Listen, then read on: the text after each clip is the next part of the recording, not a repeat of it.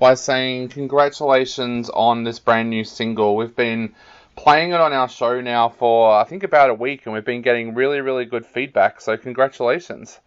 Awesome, have you? Yeah, yeah. So, What's the show? it's called Subculture. Okay, cool.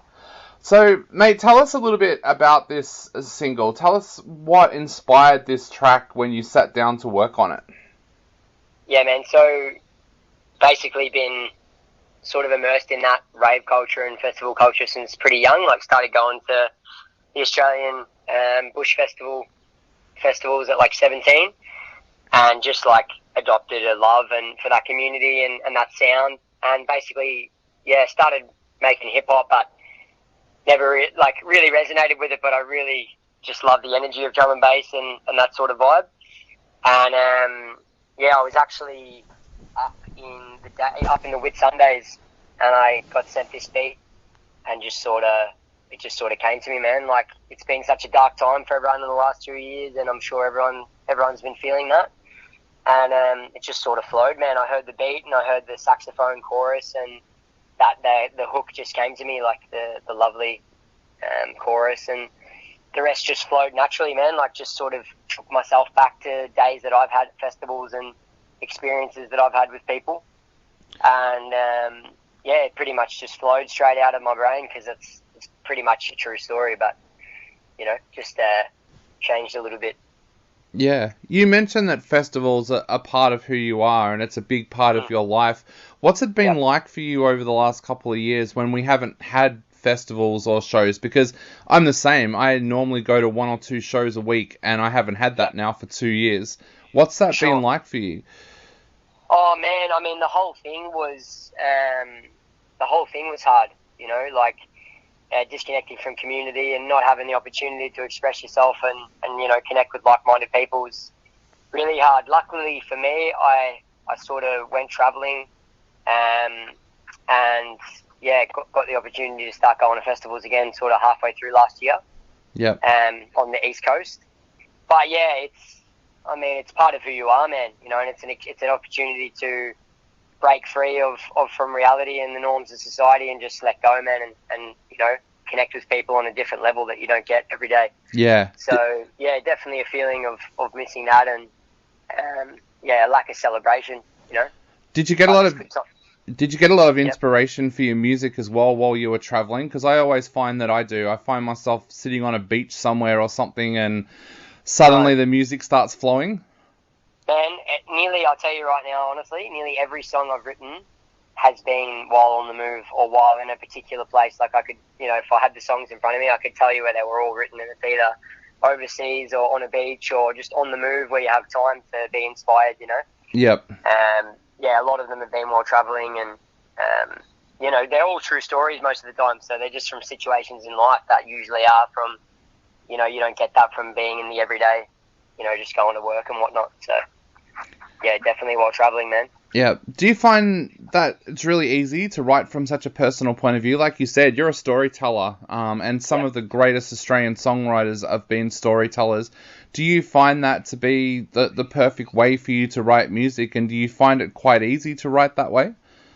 Yeah, man, I'll be 100% honest. Like, that's how the music comes out of me, and it always has. I think I've written probably 20 tracks, and they've all been pretty much true stories and relate in one way, an experience from life.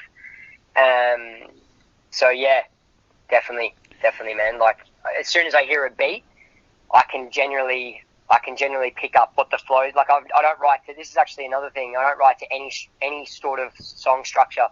Every song I've ever written, I've put the beat on and written it to the beat and how it flows, and I think that's why the songs have a certain type of vibe, sort of different vibe to them, Yeah, so you've been rapping since you were 13. Tell us a little bit about what first got you into music. How did you realise that you were a musician yourself at that age? Yeah, man. So pretty much while I was growing up, I was always interested in creative stuff and not really interested in anything else. Like, I started making rap music when I was literally like 8-9 years old. Started doing graffiti because my uncle was a graffiti writer from the 80s in Melbourne, and sort of just got immersed in that. I could always naturally freestyle. Like if we'd be hanging out, me and my mates or whoever, I'd be able to tell stories straight off the bat, like what we were talking about in that situation. Yeah. Like say we were at a party, I'd rap about what we were doing in that moment, and people would just be like, "Fuck, you got to do something with that. You got to do something with that," you know. So when I started rapping at 13, it was more just at parties and, you know, at places like that. Like I didn't really take it serious. I was also, I suppose you'd say, partying a lot. So my main focus was on graffiti and partying, and I didn't really take rapping that seriously. And then when I sort of, a few things happened in life. I had in 2018 I had a lot of spare time and some time to try and work through some stuff, and that's when I started writing properly, and it's just really evolved from there, man, and just continues to evolve. Awesome. From that space, you know. Yeah. But yeah, the reason why is because I've always loved music. I've always deeply resonated with music, like, you know, goosebumps relating to people's stories. Like the words in people's music have always inspired me, and I want to make music that I was, you know, related to and inspired by. Like I'd hear tunes and go, "That's how I'm feeling about the world," and I don't want to go down that path. And this is the path that I'm walking on, and they relate to that, and that's what I want to be able to do with music, you know. Definitely. Now, your debut album came out in 2020. Are you working towards another EP or another album now? Yeah, man. So I've got heaps. Basically, with that, I sort of learned it's better to, you know, focus a lot of energy onto a single. Well, here we are talking, you know what I mean, from Lovely, and I've already released the whole album. You know what I mean? That album was awesome. Yep. But I try to want to gain, you know, a bit more traction and put a bit more energy into each single rather than just putting out another album. But yeah, man, definitely I've got, you know, a whole bunch of music that's being really, really fine-tuned and worked on. But I got a lot of music that'll be being released in the next few months. The album hasn't been set for a date or anything, but there is another album being worked on. Yeah. Awesome. Well, mate, I know it's been really tough over the last couple of years with people not being able to do as many shows as they would like to have done. Is there a way that our listeners can support you at the moment? Yeah, man. Basically, I've got, if you go on my Instagram, which is dooz.au, I've got a link to my link tree, which has got everything on it. Basically, I've got a Bandcamp, which has all my merch. So I've got that album's on vinyl. I've got a magazine that goes with that vinyl, and it's got photos to do with the stories in that album. Like it's from, you know, it's called Deep Thoughts, True Stories. Yep. And it's also got t-shirts, so it's like, and stickers. But it's pretty cool, man. The magazine's got all sorts of photos from traveling, festivals, graffiti, and stuff from all around the world. And it's on a 12-inch full color vinyl sleeve.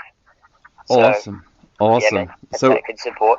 So we'll get people onto your Insta, and right now we are going to play Lovely again on our show. So is there anything you'd like to say to everybody out there before they take another listen to this amazing track? Yeah, man. Shout out to anyone who's feeling down over the last 2 years. I hope this track can help inspire you to know that there's good times ahead.